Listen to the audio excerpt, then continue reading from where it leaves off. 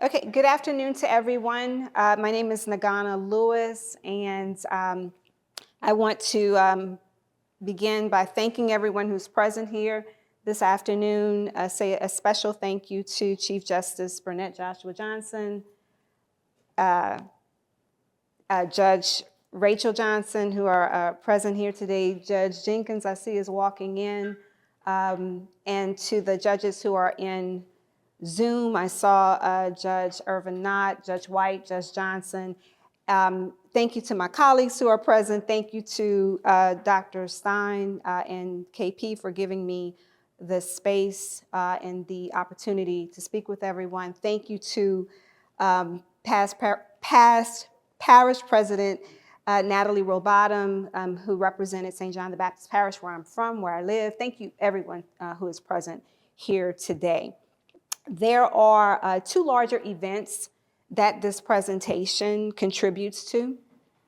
The first is a series that my department, the English department here at Tulane University, hosts every semester. We have a faculty works in progress series, and so I'm contributing to that series because this project is one that is in development.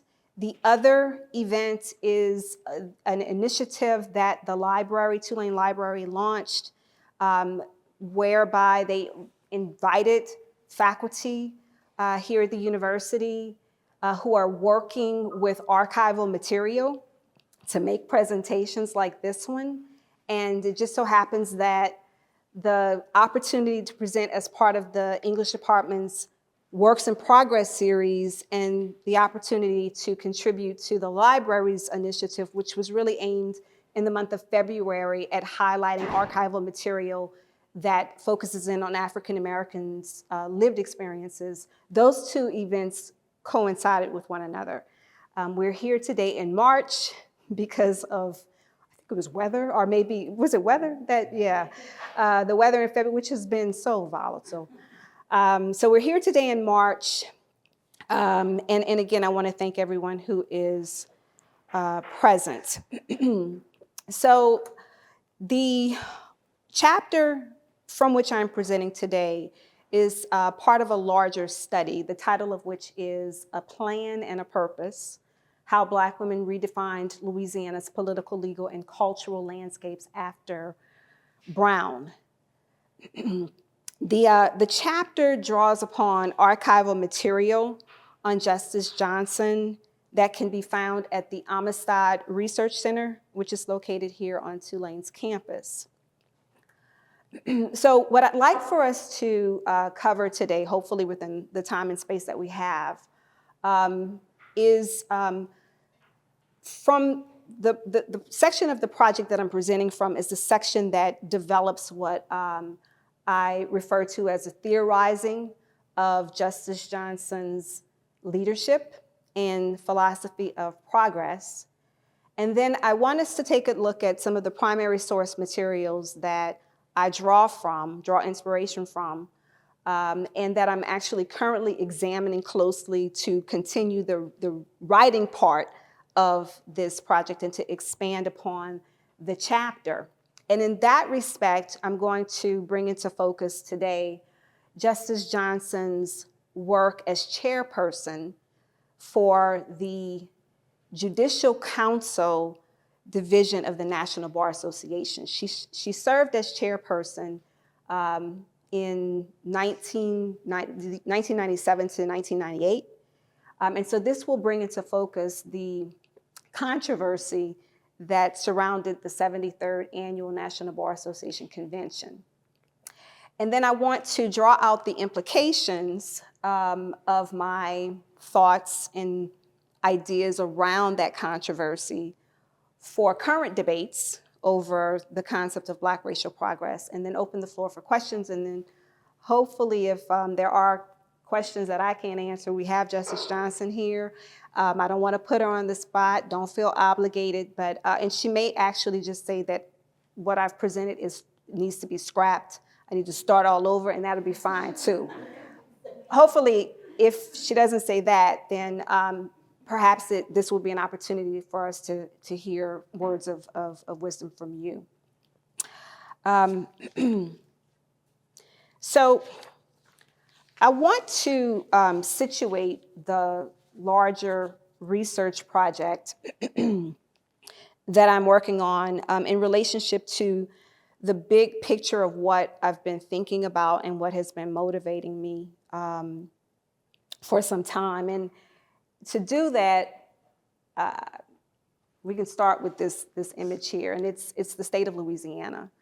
And more specifically, I've been thinking about the Black presence in the state of Louisiana, which over time, I've just mapped it here from the colonial period. There was a representation of about 5,000. And then today, African Americans comprise roughly 1/3 of the state of Louisiana's population. And there are some ironies that extend from this fact that I've been thinking about over the course of my academic career. My first book project was looking at what it means to be or to identify as a daughter of the state of Louisiana, as a daughter of the South, when all of the controlling narratives around what it means to be a daughter of the South don't have me, this young Black woman, as an image. My most recent book project, I've looked at health disparities that impact women of color, and I was inspired by some of the really staggering statistics that relate to Black women's presence in the state of Louisiana and health disparities that can be measured in relationship to maternal mortality, infant mortality, HIV/AIDS, diabetes. That's my second book project. For my third book project, which is the project that I'm presenting from today, I really wanted to shift the tone and take into consideration and bring into focus what I know to be true about Black women's presence and influence historically in the state of Louisiana. Because but for that presence and influence, I couldn't be standing here today before you making this presentation. And so the project is one that has the objective of bringing into focus lived experiences that really have not been part of the conventional prevailing narratives of the state of Louisiana. And I just want to take a moment to show you what I learned, what reinforces my premise, the premise upon which I'm building, through just some real cursory research. I went to, this is the website for Louisiana.gov.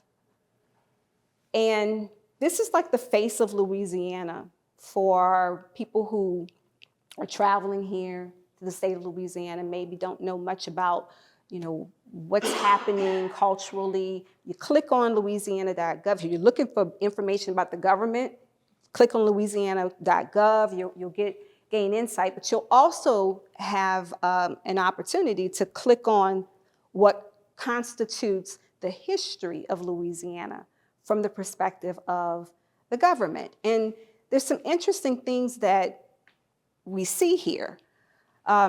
So, for example, in 1752, we see that sugarcane is first introduced into Louisiana. And that's a fact. But missing from this timeline is any indication of who picked the sugarcane. How is it that sugarcane became so integral to the economy of the state of Louisiana and its growth and development? And so we continue down this history, and in 1803, we see that Louisiana is purchased from Napoleon by the United States for $15 million. But there's no reference or even a gesture, a suggestion of why Napoleon decided to sell territorial Louisiana to the United States and thus quadruple the size of the nation at that time. No reference to Santo Domingo and the war that was fought that resulted in Napoleon saying, I'm done. We get rid of this territory. Continuing down the timeline, still just no presence, no indication of a Black presence in the state of Louisiana. We get to jazz, 1915.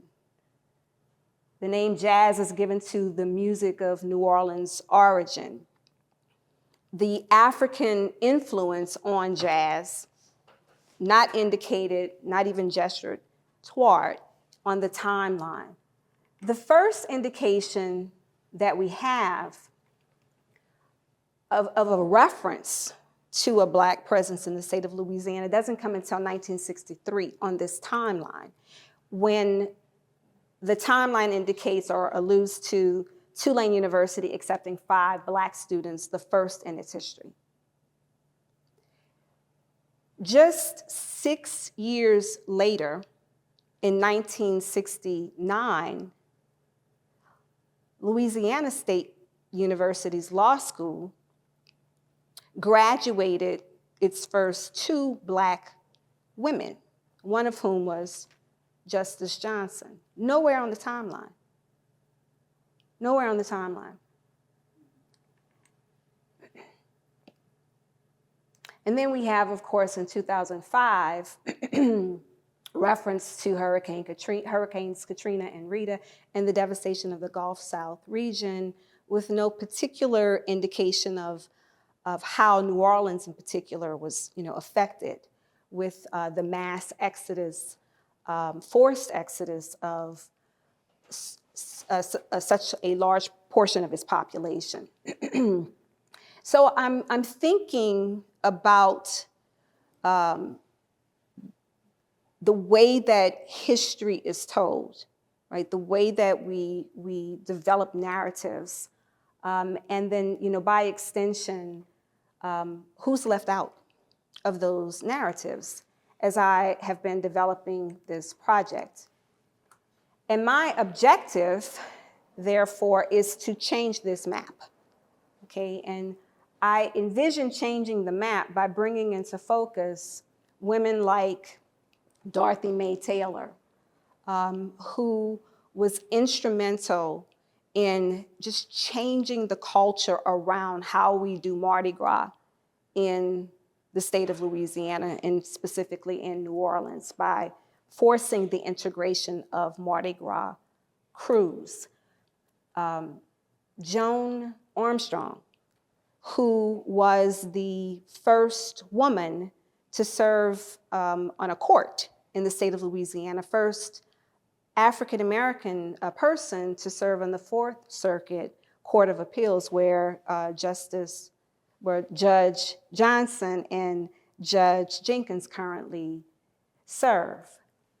Janice Clark, who was the plaintiff in Clark v. Romer, which was the litigation that ultimately resulted in the creation of a number of majority-minority sub-districts in the state of Louisiana, and it results in Louisiana being the only state, the state that has the most per capita African-American judges who are serving on state district courts in comparison to any other state in the country.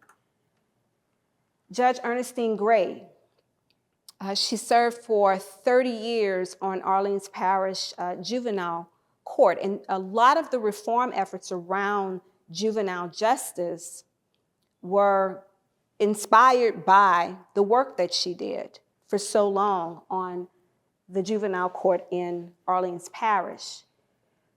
The late Honorable Judge Madeline Jasmine Bourgeois, at the time that the Clark v. Romer litigation was unfolding, Judge Jasmine was running parish-wide at a time when St. John the Baptist Parish was not a majority African-American parish. She was running parish-wide, and she won. She won. Mayor-elect, or former mayor, president mayor of East Baton Rouge Parish, Sharon Weston Broome. She was the first African-American woman to serve as president mayor of East Baton Rouge Parish, where our capital lies.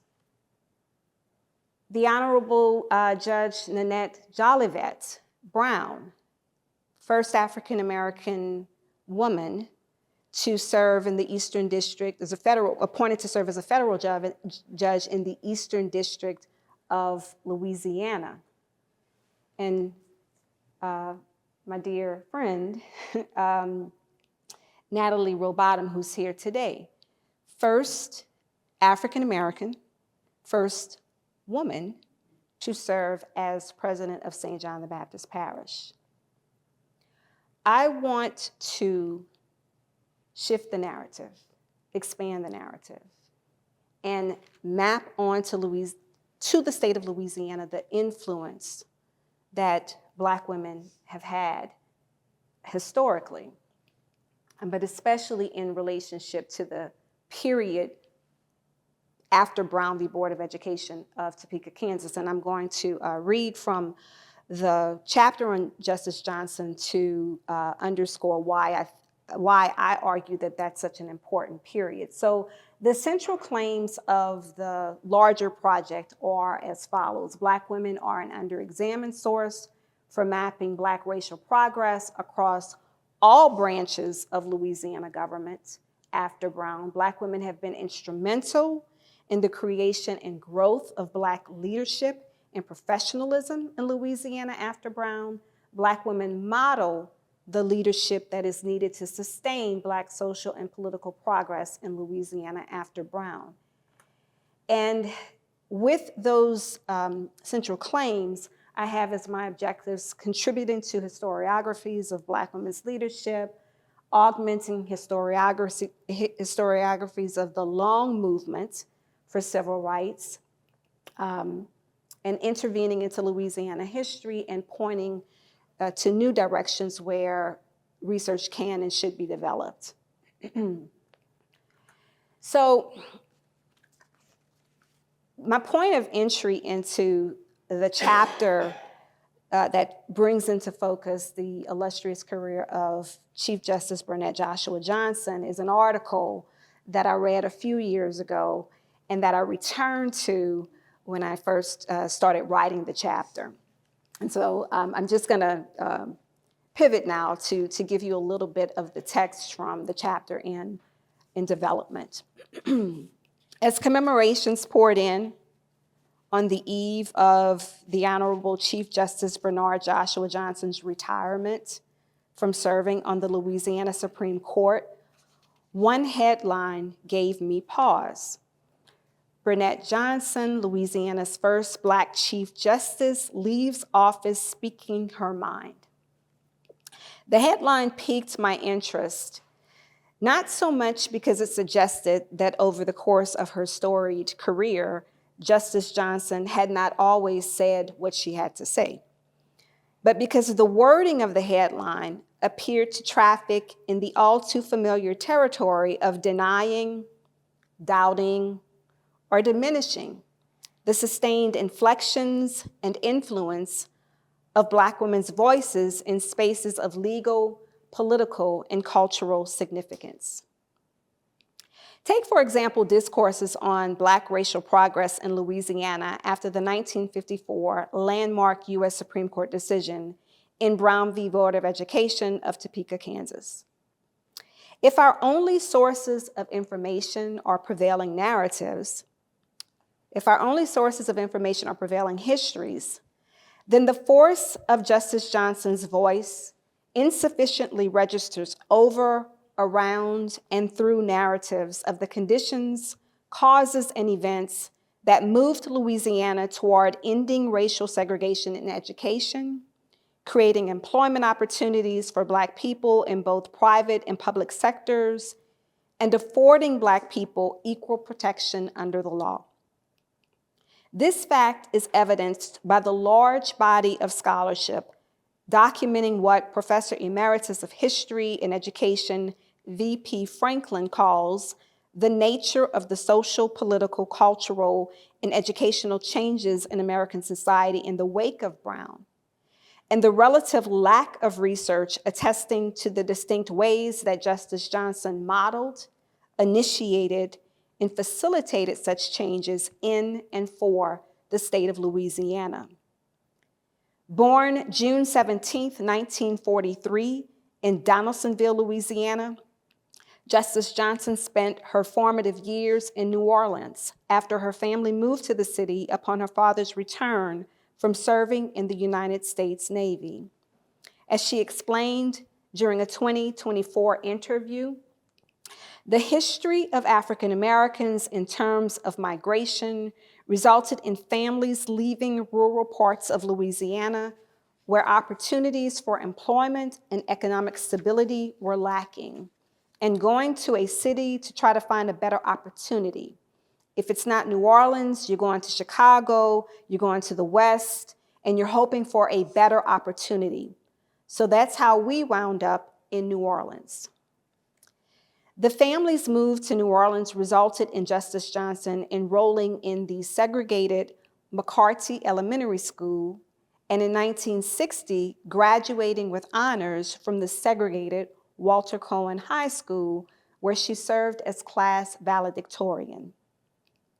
Upon graduating high school, Justice Johnson moved to Atlanta and enrolled in Spelman College, an experience which, according to Justice Johnson, opened up a new world for her. We were seeing diversity for the first time, she explains. When we were not in class, we were going to civil rights meetings and to rallies and churches and listening to folks talking about civil rights issues. And then on Saturdays, we were going down to Richard's department store to picket.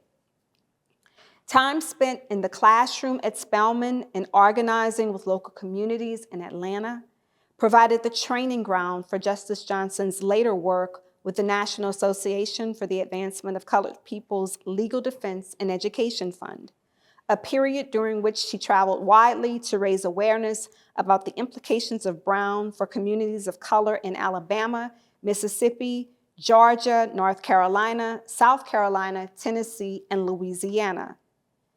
Justice Johnson's time at Spelman also informed her decision to pursue a law degree upon graduating with a bachelor's degree in 1964.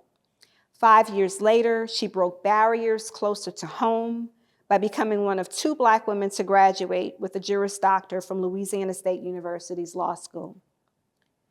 Justice Johnson's entry into elective politics in 1984, when she became the first woman elected to serve on the Civil District Court for Orleans Parish, was preceded by public service as Deputy City Attorney in the administration of Ernest Dutch Morial, New Orleans' first Black mayor, and as Managing Attorney for the New Orleans Legal Assistance Corps.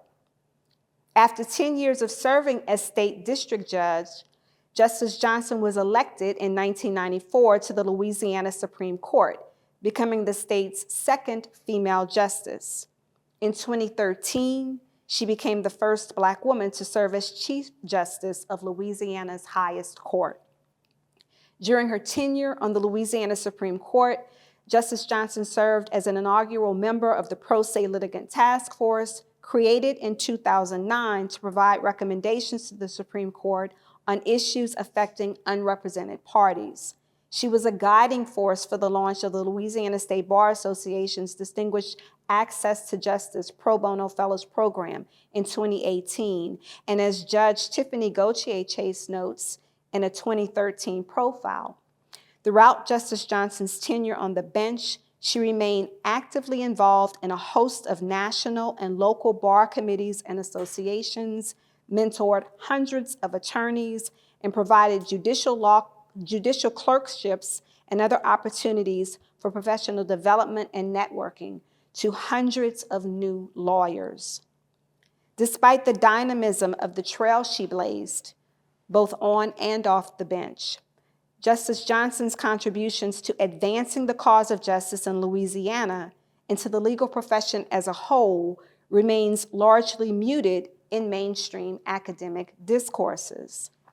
A short review of the results of searches for scholarship centering her contributions illustrates this point. So I searched first the names Bernette Joshua and Bernette Joshua Johnson in JSTOR. JSTOR is a database that contains articles from over 2,000 journals, and you can also access books, full books of that have been published through open access through JSTOR. When I put Justice Johnson's names, Bernette Joshua Johnson, into the search engine, I got 62 results. And you might say, well, that's good. But I also put into the search engine the words Chief Justice John Roberts. And in JSTOR, I got 71,919 results when I put in Chief Justice John Roberts. I put in Justice Brett Kavanaugh and got 1,559 results, okay?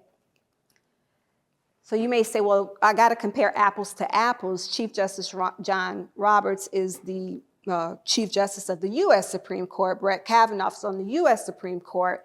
Gotta compare apples to apples. Well, part of my argument that I will maintain, and I will go to the mat on this, is that I am comparing apples to apples for the contributions. Chief Justice John Roberts was born in 1955. Brett Kavanaugh was born in 1965.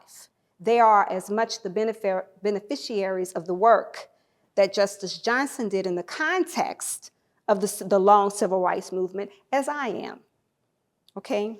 So 62 results, but here's where it gets really interesting. Within these 62 results, only 3 articles made actual reference to Justice Johnson, and none gave her legacy more than cursory treatment. That's in JSTOR. A search for the names Bernette Joshua and Bernette Joshua Johnson in Westlaw's secondary sources database yielded 85 results, with a few providing some useful insight. The search of John Roberts in Westlaw, 10,000. The search of Brett Kavanaugh in Westlaw, 3,665. Bernette Joshua Johnson, 85. Within the 85, as I've indicated, there was some useful insight. For example, Sally Kinney, a political scientist, she draws from Kimberly Crenshaw's concept of intersectionality to explain the racialized and gendered challenges Justice Johnson faced to become Chief Justice in 2013, even though, as Kinney points out, by law, the most senior justice was entitled to that position. Mapping racial disparities in sentencing under habitual offender laws, Daniel Harara cites Justice Johnson's dissent in State versus Fair Wayne Bryant, where she likens the life sentence Bryant received for attempted theft of a neighbor's hedge clippers, because Bryant had multiple prior convictions for similar petty offenses, to pig laws, which after the Civil War replaced Black codes and, as Justice Johnson points out, enabled Southern states to continue using forced labor as punishment for a crime even after the passage of the 13th Amendment. Other legal scholars have drawn inspiration from Justice Johnson's June 2nd, 2020 letter to members of Louisiana's judicial, executive, and legislative branches, in which she contextualizes the protests stemming from the murder of George Floyd as, quote, the consequences of centuries of institutionalized racism that has plagued our legal system. Statistics show, begins Justice Johnson, that the Louisiana criminal legal system disproportionately affects African Americans. From this, she bluntly concludes, we are part of the problem. They protest. Justice Johnson's attendant call in the letter for honest and objective examination of our past in order to understand our present, and honest and objective examination of our present in order to create a better future, has generated some response, as evidenced by recent studies of the validity and adequacy of modern lawyer licensing systems, racial biases in jury selection, criminal sentencing, and death penalty prosecutions, and supplemental and co-curricular programming aimed at making the study of structural racism and its elimination part of the core educational mission of law schools. Despite this handful of entries, the scholarly record largely remains devoid of any systematic inquiry into how the particularities and interactions of Justice Johnson's upbringing in Louisiana and professional development as a public servant inform Louisiana history. The chapter on Justice Johnson thus seeks to innovate an approach to Louisiana historiography that gives legibility to the sustained presence and influence of Black women in shaping what the late historian Gwendolyn Mitlow Hall calls the Louisiana experience. Whereas Hall directed attention to the complexities of racialized social and cultural developments in colonial Louisiana, I examined the period of Louisiana history after Brown, a framework that witnessed the ascents of Justice Johnson and other Black women leaders who are the book's primary subjects. In all deliberate speed, Reflections on the First Half Century of Brown v. Board of Education, a 2004 retrospective analysis, the late civil rights activist and legal scholar Charles Ogletree argues that the 50-year period following Brown has given way to setbacks in achieving the legal objectives of Brown and its progeny, which included overturning the separate but equal doctrine, finding that de jure segregation of Black and white children in public school education is unconstitutional, and steering states on how to end racial segregation. I am interested in tangible measures of progress after Brown and Black women's imprints on tangible measures of progress after Brown in Louisiana. In this, I theorize a politics of leadership informed by the racialized and gender dynamics of Louisiana politics, law, and culture after Brown, and the particular ways that Black women negotiated these dynamics to ascend to positions of significant social and political authority. By focusing on the historical period after Brown, I seek to show how the shared lived experiences of coming into power after the presumptive demise of de jure segregation shaped common approaches to problem solving, decision-making, and consensus building, which Black women leaders brought to their roles as legislators, executives, and judges in and for the state of Louisiana. Here I draw from Kinney's use of intersectionality as a theoretical lens for analyzing the strategies Justice Johnson deployed to defeat legal challenges to her right to serve as Chief Justice in 2012, to formulate what I've referred to throughout this chapter as Justice Johnson's philosophy of Black racial progress, a perspective which, I argue, prioritizes safeguarding access to education and the ballot, while simultaneously embracing the free exchange of different and even divergent ideologies to realize Brown's visions of Black social and political advancement and racial equality. I extract and develop this philosophy from close readings of Justice Johnson's personal writings, public commentary, and legal opinions, and articulate these readings to analyses of her commitment to operationalizing Black racial progress in leadership roles she occupied beyond the bench.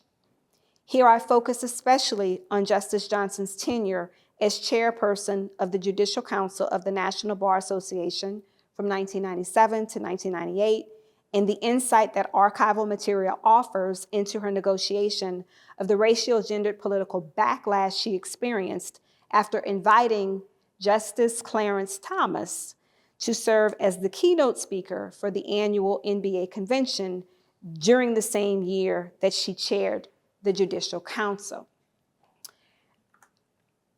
And so here I'll bring into focus the material that I've been looking at, which again is part of the archives of Justice Johnson that are available at the Amistad Research Center. And so just as background or context, many of the, all of the persons on Zoom, many of the persons in this room are familiar with the National Bar Association and more specifically the Judicial Council. Justice Johnson served as chairperson from 1997 to 1998. And the controversy there was a pretext to the controversy that the archives enables us to read, to examine, and to come to understand.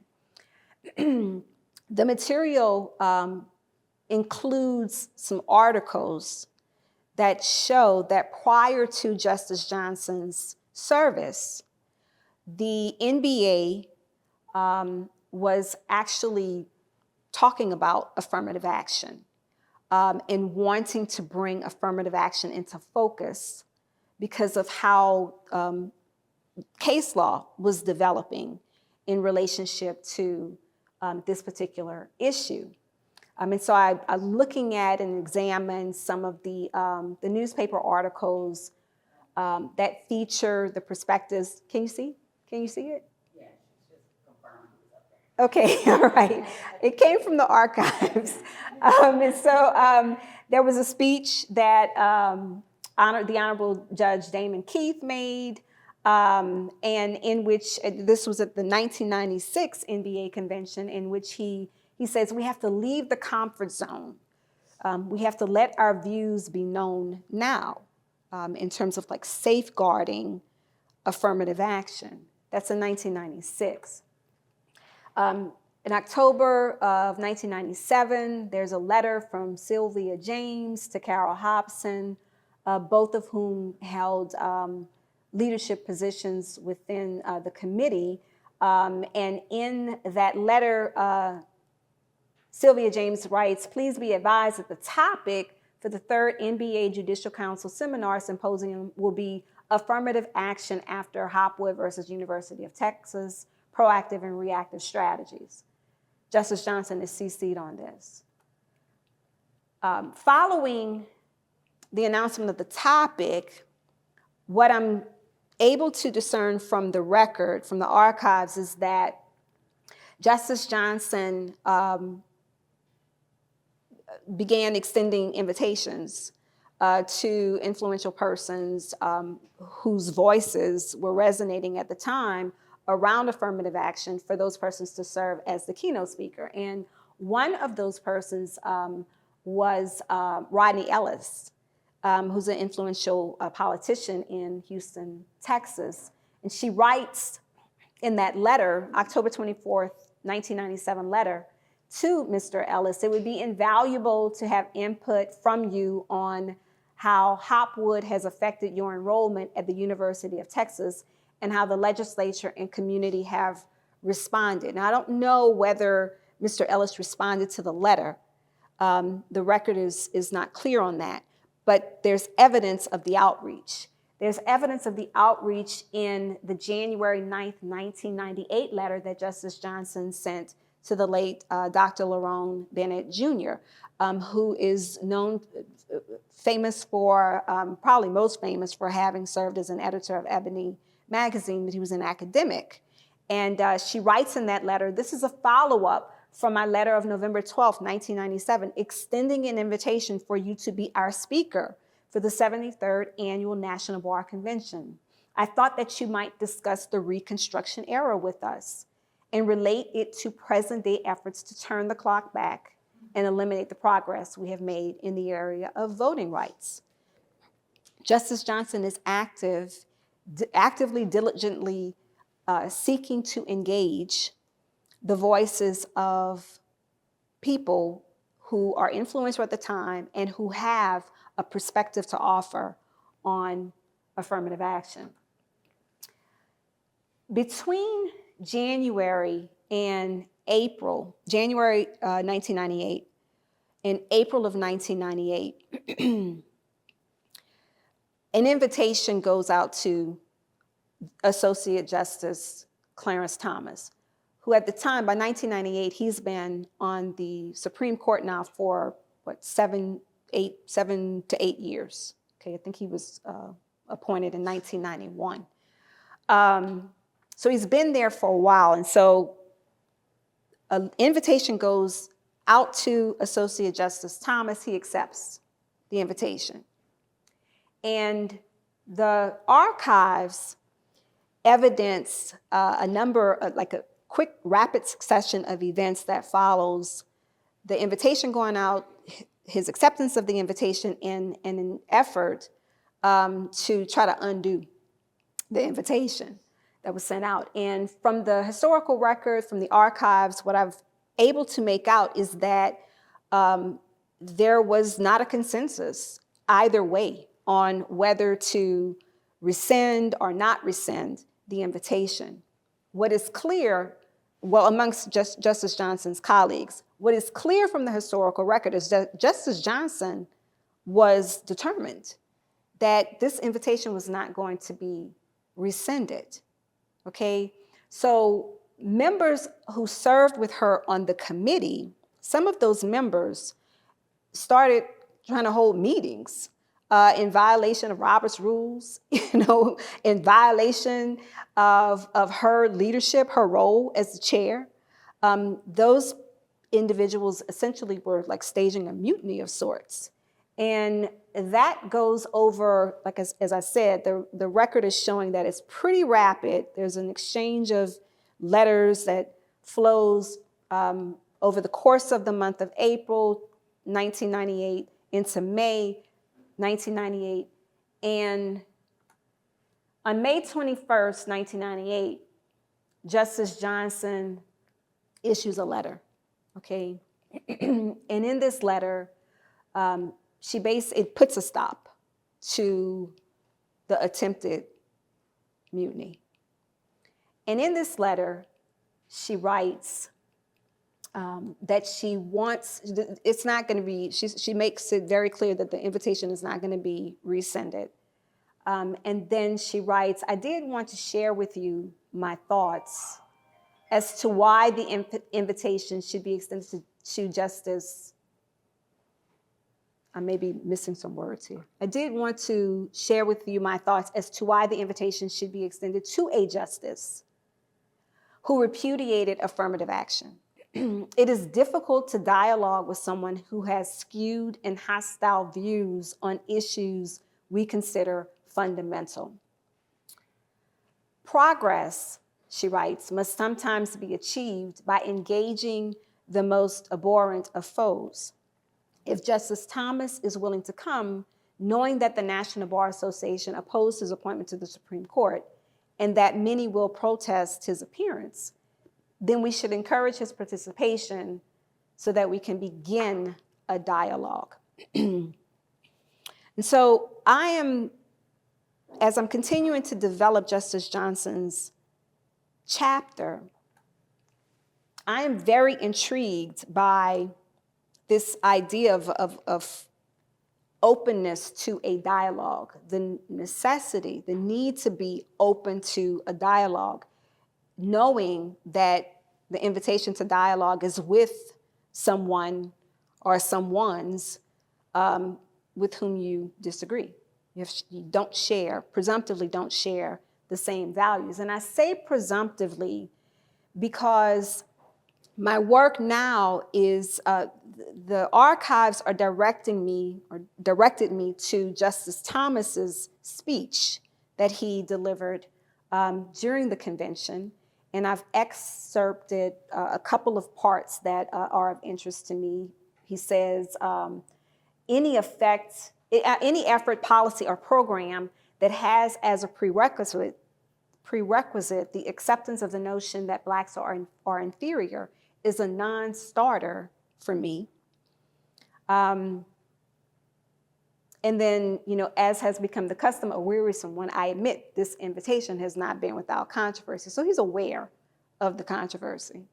And then he too is taking a fairly resolute stance at the outset and saying, it's a non-starter for me. I don't even want to hear it. And so, what do you do with that when you're confronted with someone who is speaking to you and saying clearly that he's not on the same page? And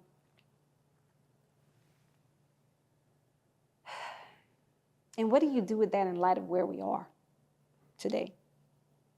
Okay. So I looked at, again, just my examination of the archives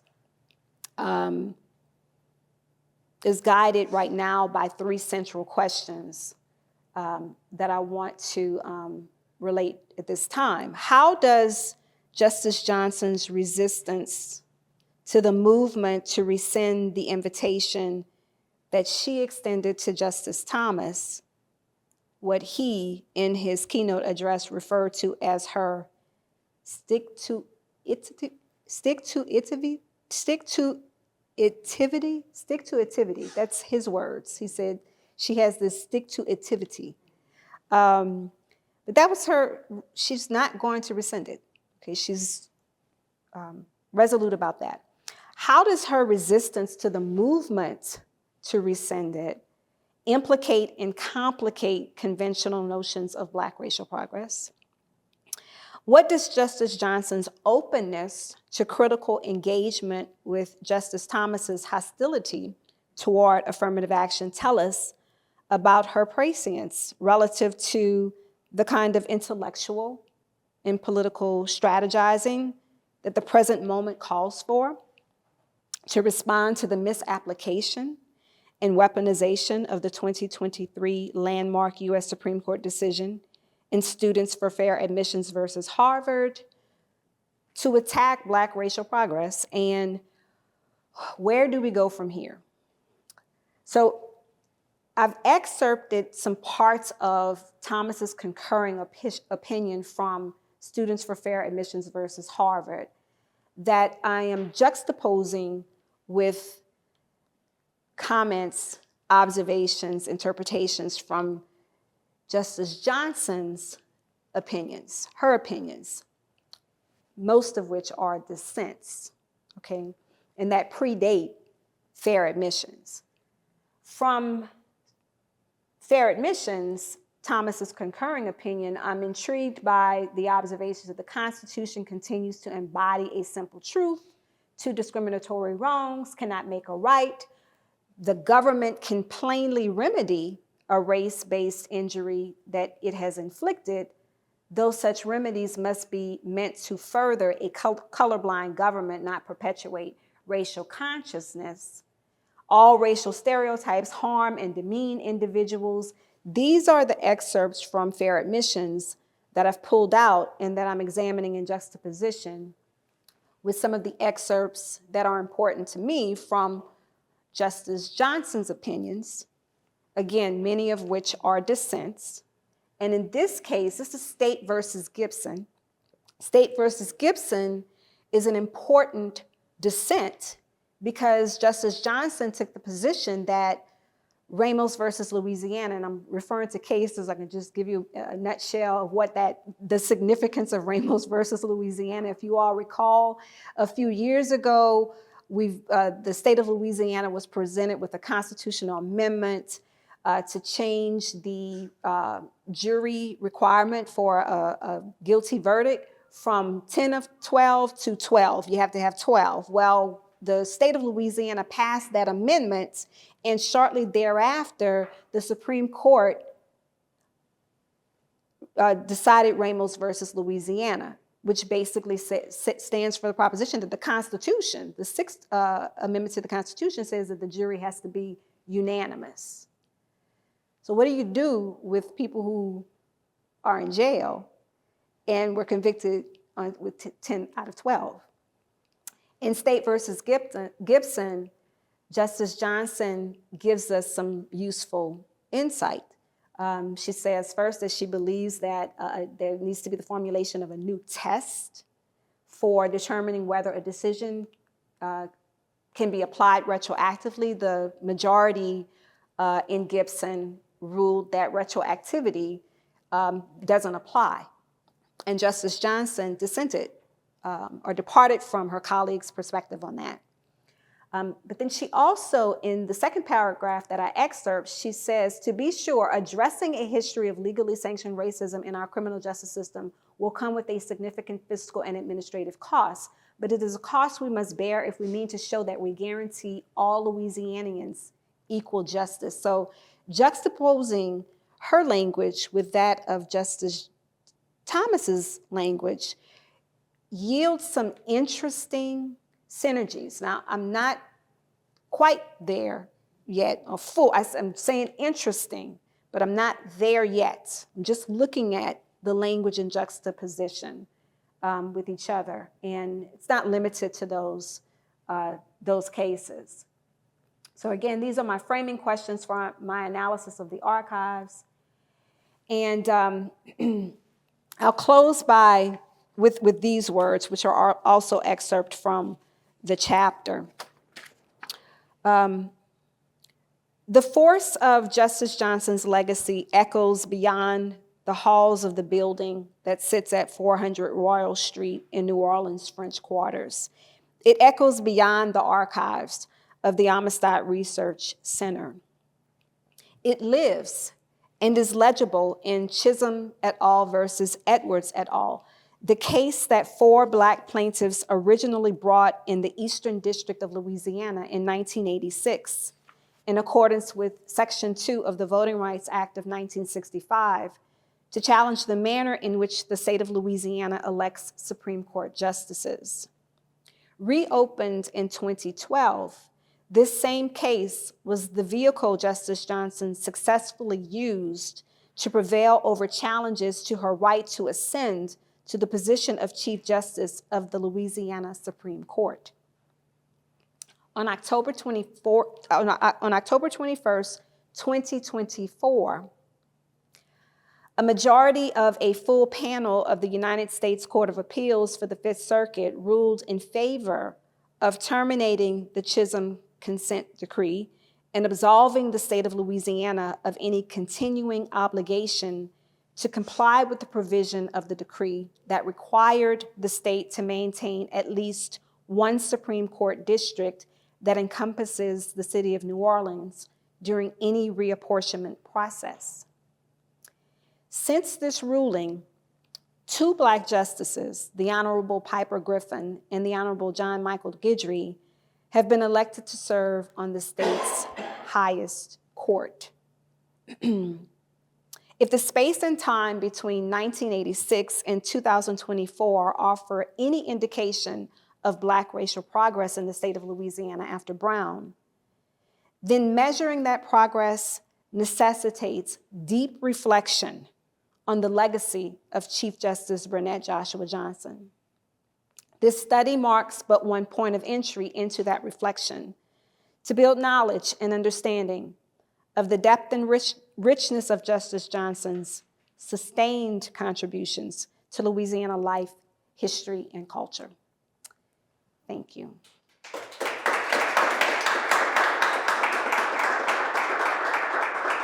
And thank you to my mom and dad who are here. Thank you so much, shouting you out.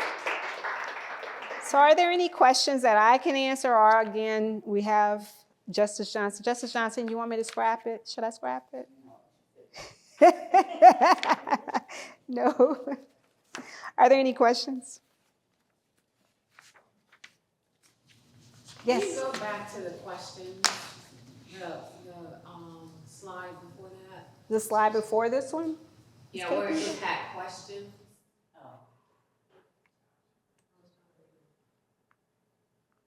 The questions that are guiding? Yes. Yeah. So these are the questions that are guiding my analysis of the archival material at this time. And the archival material and my juxtaposed analysis of the cases that Justice Johnson decided, or that Justice Johnson wrote opinions for, and that Justice Thomas wrote opinions for. Yeah. I do have something to say.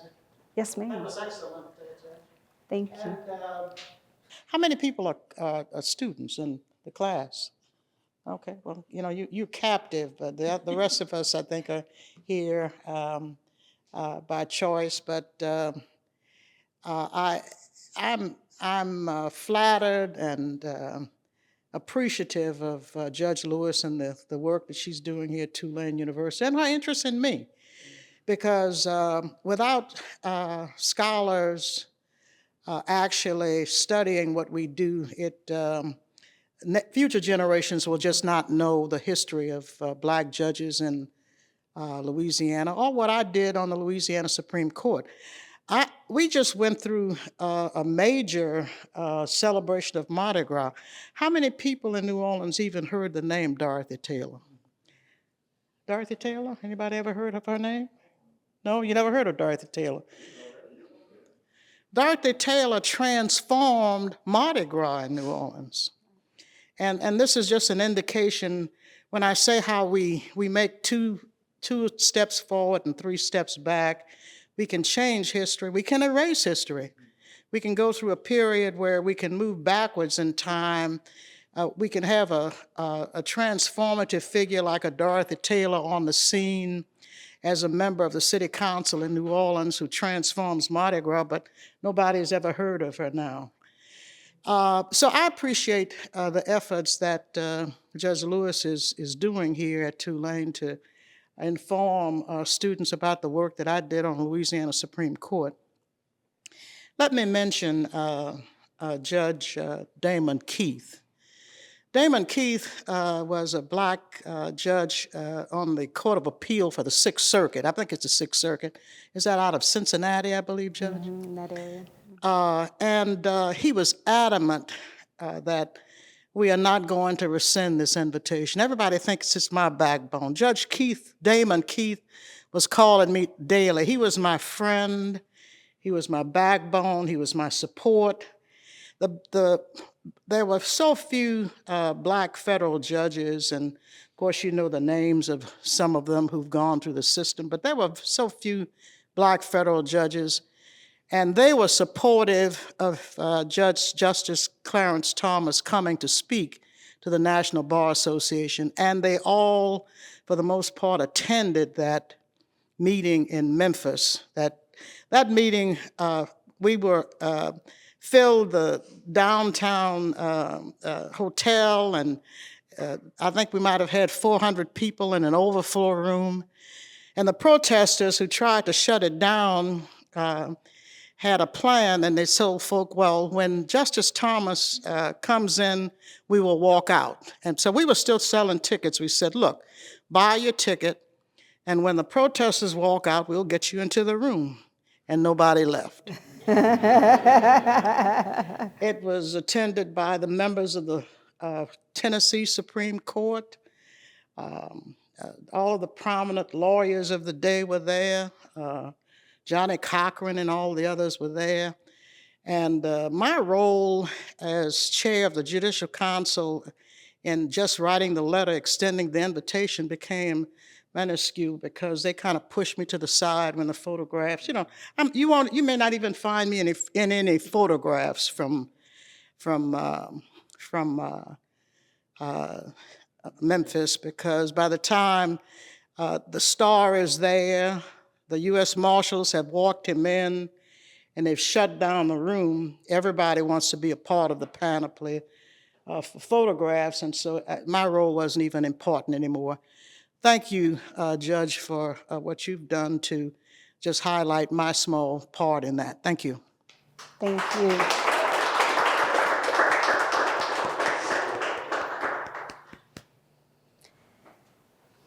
Well,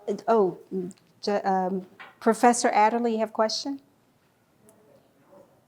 What's? I said I always have questions. It's an unfair question. Is it unfair? It's totally unfair. I'm Roseanne Adderley. I teach slavery history here, and but I guess thank you for this. Thank you, Justice Johnson, for all the work that makes us wandering around this place possible. And I frequently tell my students, for those of you students in the room, I said, you do realize that it's people who are living that make it possible for my Black self to walk into this white place with your white student selves and just function. But the question, I love what you're doing here with this analysis, and particularly looking at this moment of resistance to Thomas speaking. And I wondered for your reflections as you're working on this book and the role of judges, is that what I see here in something from the 90s is a conversation where a lot of Black opinion was on one side of the question of affirmative action as a remedy, all right, for an inequitable society. What makes me nervous about where we are now is like, and I remember those arguments, all right, is that I fear we've drifted to some other argument about whether there's even anything that either can be remedied, which I often think is a position of both the extreme right and the extreme left, or should be remedied. And I wondered where, because I was thinking when Madam Justice asked the question of the students, is that they don't even remember these debates. And I'm wondering what, that I fear that our debates have moved to a totally different place now, that we're not arguing about, say, conservative or progressive remedies, that we're kind of arguing about whether we should remedy, whether there is a problem to be remedied. And I wondered, I'm trying to think through the role of Black judges, maybe not so much in the present moment, but in this moment through the next 20 years. That's a big question. Yeah, I asked her. So what do you mean by remedy? What is there to remedy, right? I'm asking that question because how we define remedy and how we frame that process will, I think, guide us. And that's in part why I'm drawing from what I'm calling this philosophy of Black racial progress that Justice Johnson's legacy gives us. Because if you're looking at her legal opinions over a period of time, she continues to sound the theme of the need for remedy, for the vestiges that extend from government action, right? And that's consistent. That's pretty consistent with the philosophy or the legal philosophy that Thomas brings to his analysis. It's pretty consistent. At the same time, where there's a departure, and I think it's an important one, is where Justice Johnson actually invites the idea or welcomes the idea. And if I'm misreading this, please correct me, because I do need to be clear about this. She seems to be open to the idea that the extremes on either end are not really productive in moving us forward. Okay, and so therein lies the need for some dialogue. And this is still being videoed? Because I want to be careful about, because I do have a position that I have to bear in mind in terms of not being critical of Justice Thomas in a way that can be misconstrued. I just don't believe that Justice Thomas has been very open to going to the middle. And that's a problem, obviously. And it calls upon us to be very reflective in this moment because, we're here. We're here in a moment where affirmative action, the application of it, the way that it was done in the past is no longer legal. It's been, rendered unconstitutional. Does that mean that there shouldn't be or can't be a pathway forward that continues to look to the past injustices? Of course not. But how do we do that? I think Justice Johnson gives us direction. And I came here for different reasons. That's why I find this book so appealing and excited about it. Any other questions? All right. Well, thank you all again.